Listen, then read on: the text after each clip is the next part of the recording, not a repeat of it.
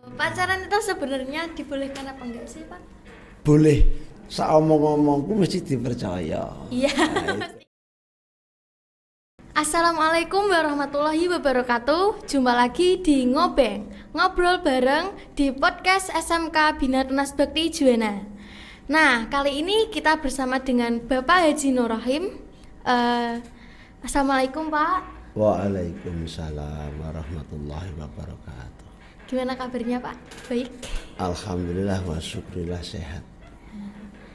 Nah, jadi Bapak Nur Rahim ini adalah guru pendidikan agama Islam di SMK Bina Tunas Bakti Juwana.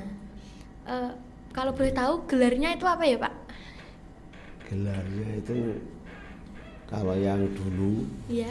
ini itu adalah sarjana agama, tapi banyak yang melintirkan sarjana agak gila gitu. Atau sarjana alam goib, tapi itu yang sarjana agama. Iya. S1-nya karena jurusan tarbiyah. Dan yang kedua kami ngambil di Magister Manajemen di Unisbank. Oh. Gitu. Yang S1-nya dulu itu kuliah di mana? Di Universitas Islam Malang. Oh, di Malang berarti, Jawa Pak. Timur. Pak Nur Rahim itu kesibukannya selain ngajar di SMK Bina Tunas Bakti Juwana itu ada kesibukan lain atau tidak? Banyak kesibukan. Oh. Kalau habis jam pelajaran kami membantu di SMK PTB juga, tapi bagian pembangunan. Iya. Kemudian kalau malam kami kebetulan senang di pondok Thorikoh atau pondok yang berhubungan dengan keagamaan atau ketauhidan yang ada di Juwana. Di daerah mana itu? Di daerah Sejomulyo. Oh, di Ya, Jogja. Pondok Gerdosowo namanya. Oh. Ya. Ya. Terus cara membagi waktunya kok bisa membagi waktu dengan baik itu loh. Alhamdulillah kami sudah terdidik mulai sejak di kuliah. Iya. Itu kami sudah di limit untuk waktu karena kami dididik di militer. Jadi kami membuat schedule itu sudah terbiasa. Dan karena senang sehingga kami banyak meluangkan waktu sesuai dengan kebutuhan yang memerlukan atau yang diperlukan oleh warga masyarakat. Iya. Dulunya Pak Nur itu suka berorganisasi. Alhamdulillah mulai SD sudah jadi ketua kelas, komandan, sampai perguruan tinggi, sampai sekarang pengurus itu sampai di NU, itu sampai di PJNU, yaitu di lembaga takmir masjid, pengurus cabang Nahdlatul Ulama Kabupaten Pati. Dan mahasiswa pernah memegang PMII, Pergerakan Mahasiswa Indonesia. Okay. Hari Santri itu kan diperingati dari momen resolusi jihad yang dicanangkan Kiai Haji Hasyim Asy'ari untuk perang melawan penjajah. Kalau sekarang kan sudah tidak ada perang lagi ya, Pak. Yeah. Nah, kami itu sebagai pelajar, jihadnya itu seperti apa? Yeah.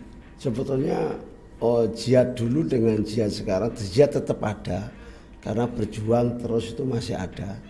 Tapi hanya kalau dulu berjuang mengusir penjajah dari bumi Nusantara, tapi kalau sekarang berjuang untuk melawan masa depan. Dan masa depan yang bagaimana? Ya masa depan pada waktu masih di dunia, juga masa depan kalau kita sudah meninggalkan dunia. Itu yang perlu kita perjuangkan. Yeah. Selain Kiai Haji Hasyim Asy'ari, adakah pahlawan lain dari kaum pesantren? Banyak. Kalau yang sudah kelihatan seperti yang sekarang didengung-dengungkan lagunya oleh anak-anak muda NU sekarang, Iya. yaitu Yalal Waton, itu adalah Kiai Haji Abdul Wahab Hasbullah. Iya. Itu yang ada di Tambak Beras, di Jombang juga. Kemudian ada yang di Kudus juga ada tokoh pergerak Nahdlatul Ulama yang juga berjuang, itu adalah Raden Asnawi. Jadi itu juga termasuk semasa dengan Mbah Wahab. Dan itu generasi muda yang dulu getol untuk di Nahdlatul Ulama. Pak Nur tadi kan ngomong tentang lagu Ya Lal Watan ya.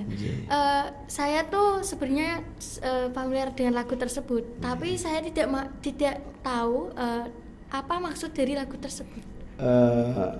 Kami pada waktu PKPNU di Pakis, kami dijabarkan sama beliau yang dulu pernah menyantri di Mbah Wahab.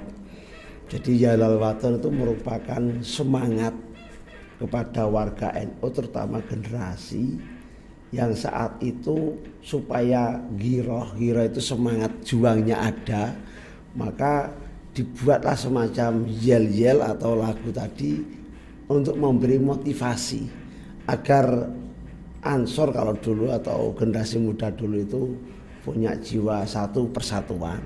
Kemudian yang kedua, siap suatu saat untuk menegakkan NKRI.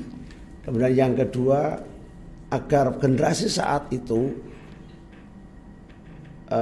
untuk mempertahankan RI atau jiwa patriotismenya, yang jadi Mbah Wahab itu pencetak jiwa-jiwa patriotisme, jiwa yang antusias sekali dalam menegakkan keutuhan NKRI.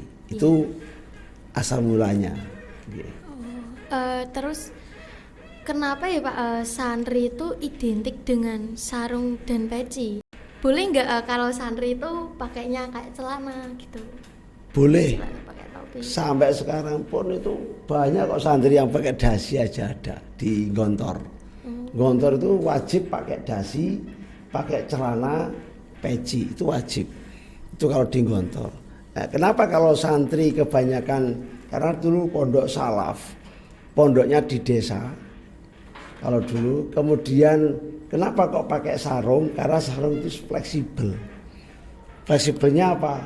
Pada waktu kita apapun yang kita butuhkan, kalau kita pakai sarung itu cepat untuk mengatasi suatu masalah. Dan pada saat itu celana itu identik kepada penjajah, sehingga ada kaul ulama yang mengharamkan memakai celana. Saking banget identik atau fanatiknya terhadap, bencinya terhadap kaum penjajah yang pakai celana, sehingga diharamkan santrinya pakai celana, sehingga identik sarung dan peci merupakan istilahnya identitas nasionalnya itu.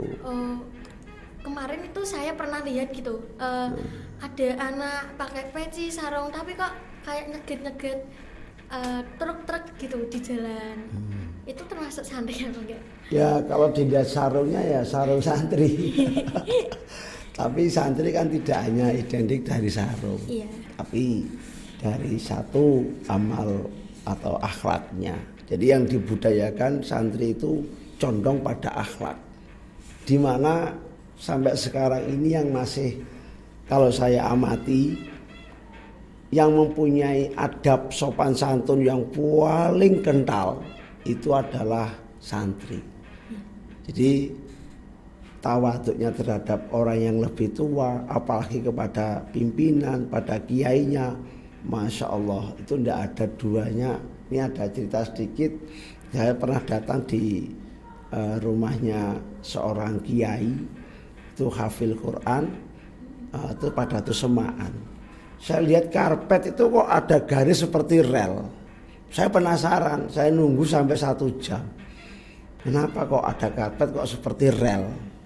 Ternyata apa? Setelah ada anak yang masuk atau santri yang masuk untuk semaan, dalam bahasa santrinya itu semaan, menghafal Al-Quran tapi disaksikan sama kiainya.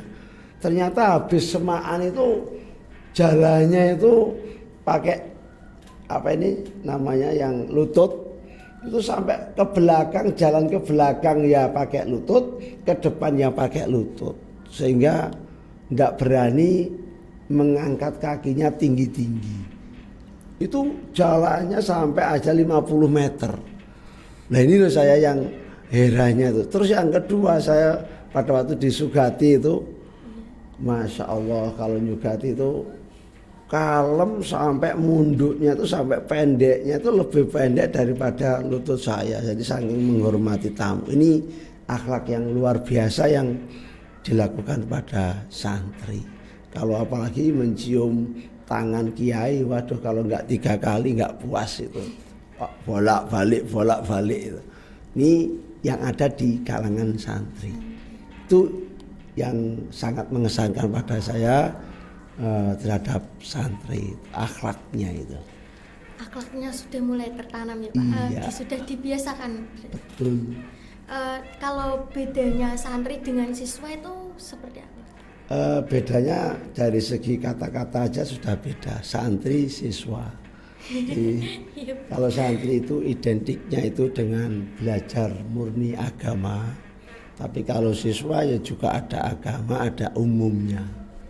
Jadi kebanyakan kalau di lembaga formal itu namanya siswa, kalau di lembaga non formal, pondok pesantren termasuk lembaga non formal, walaupun sekarang sudah dimasukkan formal, tapi dulu asal mulanya adalah pendidikan non formal, sehingga kurikulumnya pun tidak terstruktur seperti yang di pendidikan formal. Jadi istilahnya kalau dulu itu ada jenjang-jenjang sesuai dengan strata atau umurnya. Kita pun juga sama. Tuh kalau yang sekarang pondok modern ya sudah terkurikulum semua itu, sudah modern. Itu. Nah, saya kan sering menjumpai ada kiai, Gus, Habib, terus Syekh, Ustadz. Kalau boleh tahu itu bedanya itu apa? Jelas beda. Kalau kiai itu sebutan wong Jawa. Nah, orang Jawa itu orang yang mempunyai kelebihan disebut dengan kiai. Baik itu segi umur lebih ditendang yai. Pak Yai terpundi, macam Mbah Yai itu dari segi umur. Ada juga kelebihan dari segi ilmu, terutama ilmu agamanya itu beliau dengan Pak Kiai. Kalau habaib itu condong pada mempunyai gen atau hereditas atau nasab, yaitu dari baginda Nabi besar Muhammad SAW yang dari garis murni.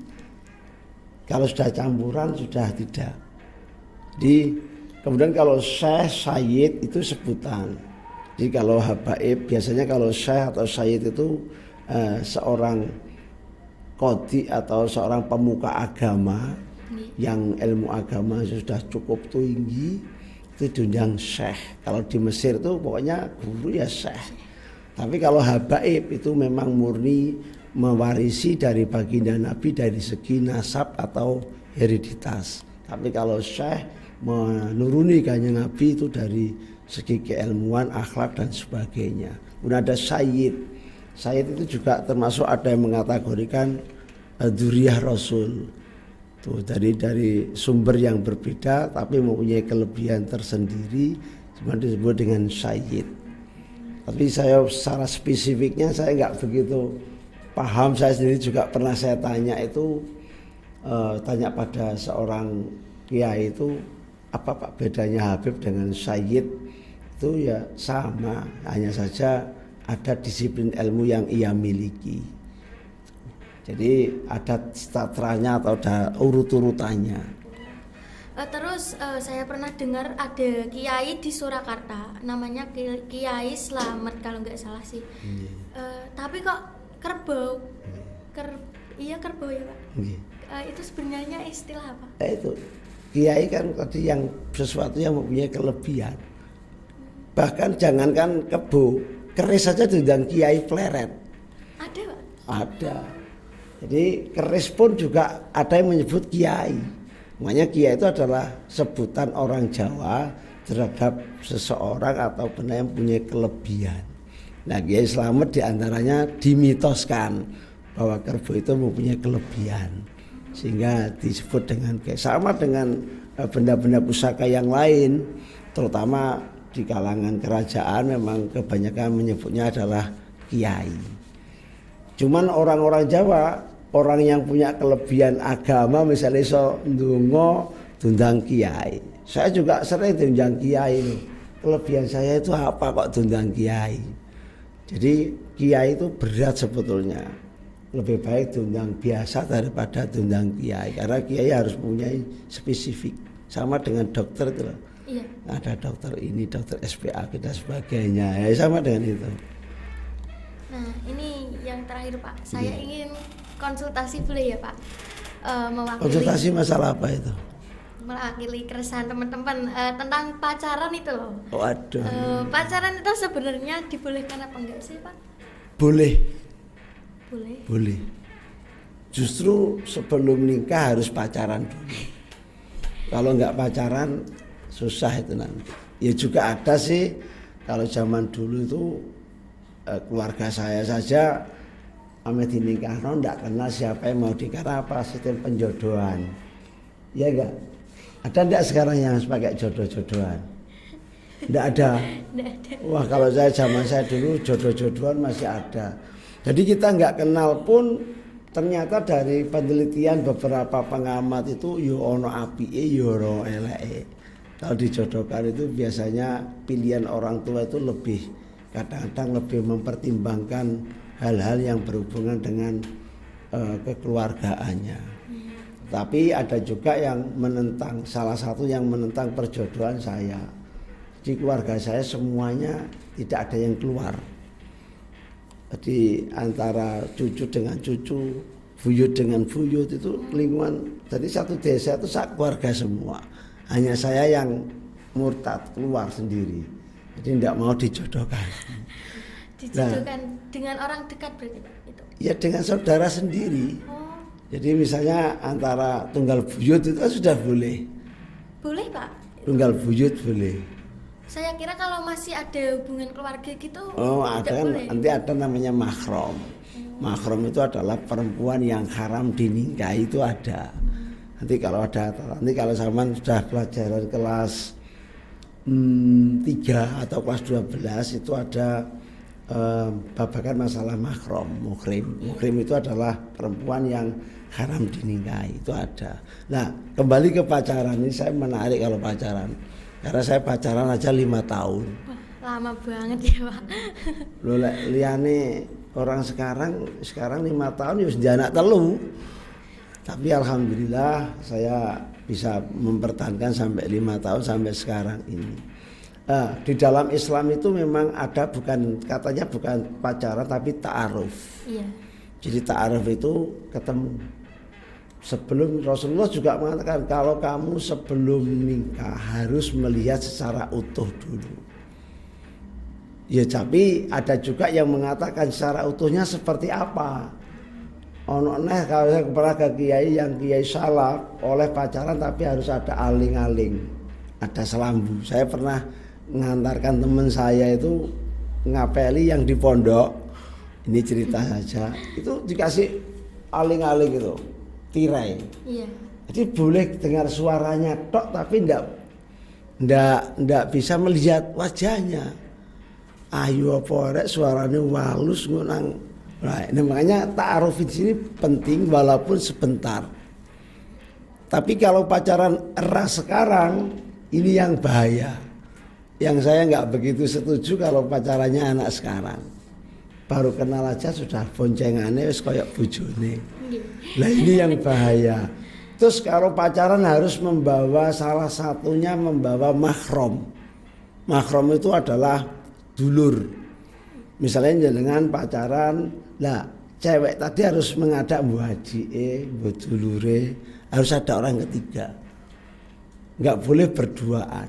Karena apa? Wala tahrabu zina.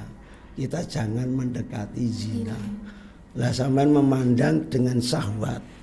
Itu namanya zina. Saya melihat perempuan kok sampai timbul syahwat, itu sudah dosa, maksiat.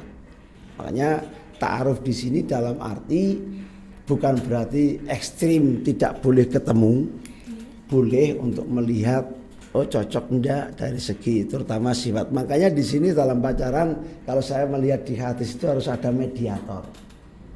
Mediator itu kalau bahasanya Jawanya itu ada cucuk lampahnya. Cucuk lampah yang kayak di orang nikah gitu? Enggak, semua orang ngono gimana ya, orang yang ngatur cara wong mat jomblangnya, makelarnya. Itu bahasa kasarane makelar. Nah, itu yang perlu. Karena apa? Orang yang ketiga inilah yang bisa menjelaskan, bisa bertanya, bisa mengamati langsung tentang calon yang akan kita jadikan pendamping kita. Makanya saya 5 tahun mempelajari karakter. Ya ketemu, ya dianggap haram, ya haram, dianggap tidak, ya tidak. Tapi yang jelas saya hanya lita'arofu. Lita'arofu itu hanya penting ketemu, sudah sehat ya sudah pulang. Pacaran sekarang kan janjian di goncekannya wis kayak suami istri ini yang saya nggak pati setuju itu.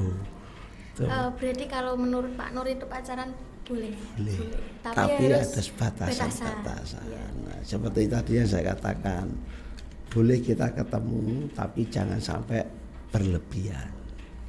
Nah, teman-teman yang punya pacar didengarkan.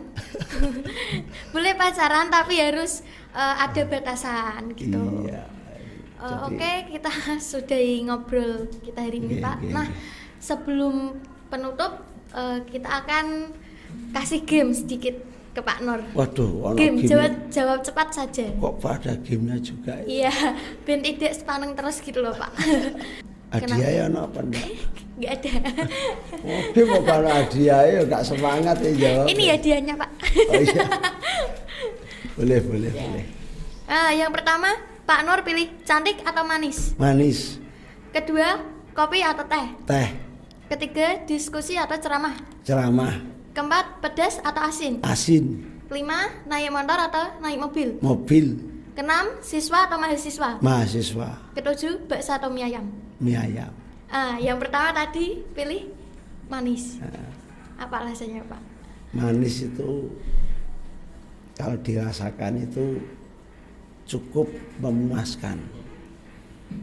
Walaupun tua kalau kelihatan manis juga masih enak. Iya. Muda manis ya enak.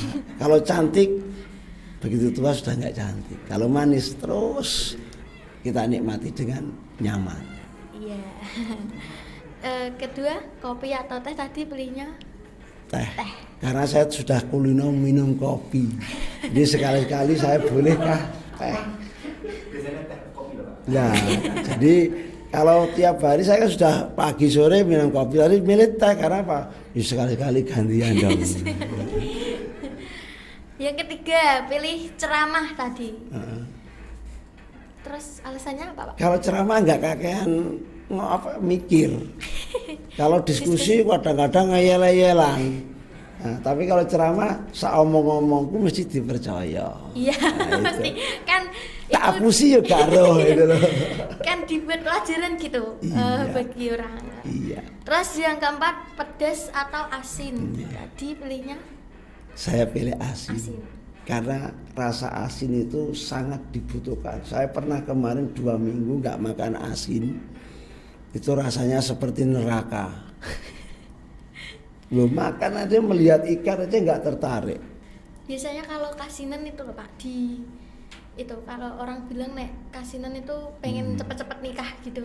Itu kan kata orang. Iya. Oh, saiki yo legi ae kepengin nikah ya akeh. Jadi itu hanya kata-kata orang dulu. Lek kelegen kok gak kepengin nikah, lek asin kok kepengin nikah. Asin itu kan identik segala sesuatu membutuhkan sesuatu yang asin. Susah, aman di mana-mana lek gak ono asin susah itu.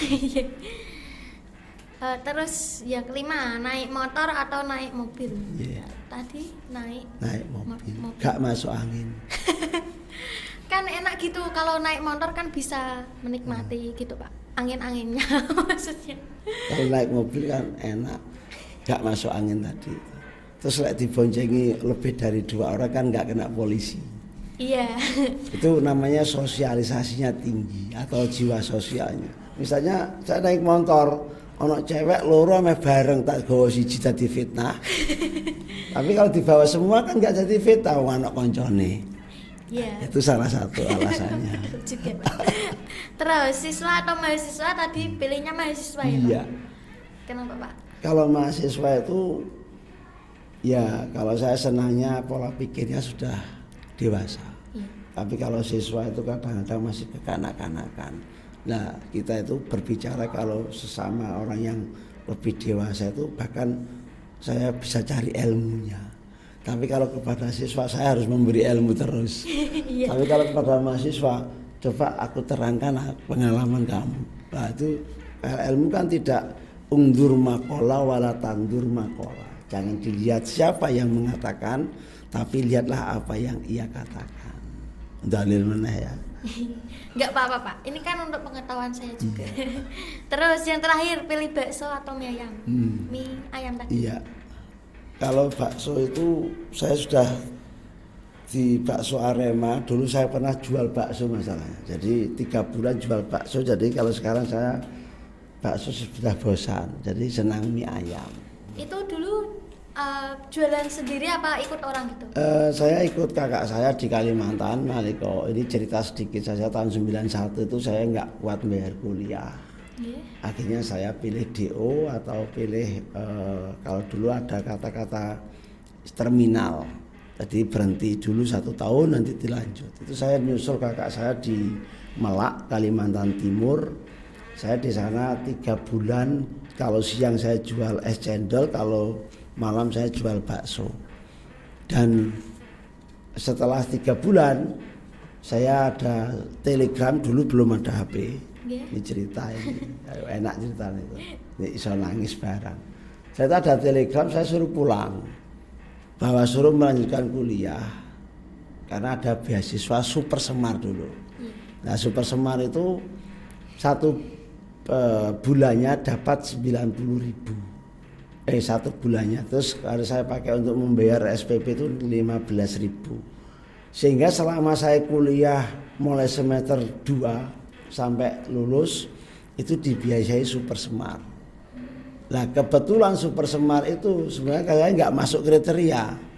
Dilalah dibutuhkan 7 orang, ada yang daftar 8. Lah dilalah teman saya yang 1 itu hanya punya kebun apel, jadi mundur, sehingga saya tanpa seleksi saya masuk. Makanya saya terima kasih juga pada dulu zamannya Pak Harto itu ada beasiswa, kalau sekarang KIP itu. Oh. Yeah. Jadi bejo ya Pak, ada yang mundur itu loh. Iya. Bejo nih. Makanya bejo itu menang timbang wong pinter itu anak bejo nih. Iya, enak bejo nih Pak. Sudah Pak. Enggak tambah lagi. Sudah lama Pak. Nanti bosen ngobrolnya. Nanti dilanjut lagi. Iya. Pengalaman-pengalaman. Saya senang sekali terhadap generasi muda sekarang yang seperti sampean-sampean ini termasuk pelajar yang kreatif. Yang nanti itu ada guna dan manfaatnya. Ya, amin. Dan nanti ada nilai lebih daripada teman-teman yang lain. Ya. Iya. Sekian obrolan kita hari ini, semoga bisa menjadikan pembelajaran juga manfaat bagi teman-teman. Saya tutup, wassalamualaikum warahmatullahi wabarakatuh. Benar,